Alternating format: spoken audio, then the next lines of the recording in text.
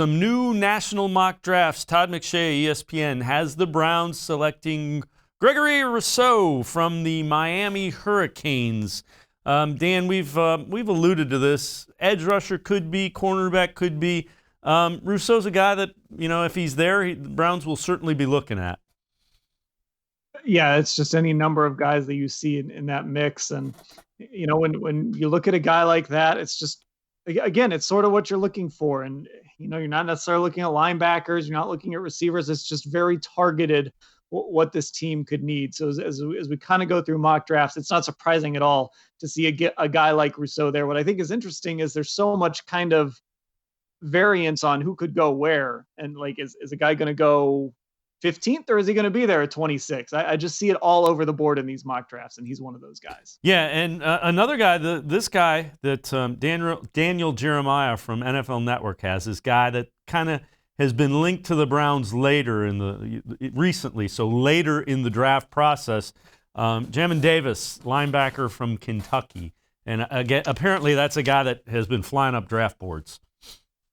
I thought this one was interesting because I did for some of our subscribers, I did a Browns only mock draft, and I had him in like the third round. So to see him mocked to the Browns this early, and you're right, this is a guy that has been flying up draft boards. You really like what he brings to the table traits-wise. He's fast, he's athletic. He just does all those things I think this team wants a linebacker to be. That being said, this one's a little bit tough for me to believe just because we've talked so much about linebacker and how this team values it. And if this guy is a really if he's a guy that's could be there in the first round or could be there in the third round, I just don't know if I see them using 26 on him. Yeah, and then Mike Tannenbaum, former GM of the Jets, has the Browns taking Jaelan Phillips, another Miami, Florida outside edge guy. And this is another guy that, same thing as Rousseau. Could go 10th, could go 26th.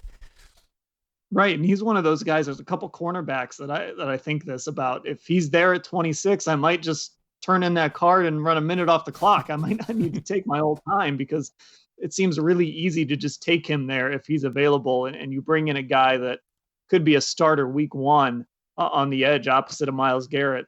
It takes the pressure off of McKinley, and he can come in and compete with him for that job. This one seems easy to me. If he's sitting there at 26, he'd definitely be a guy I would consider.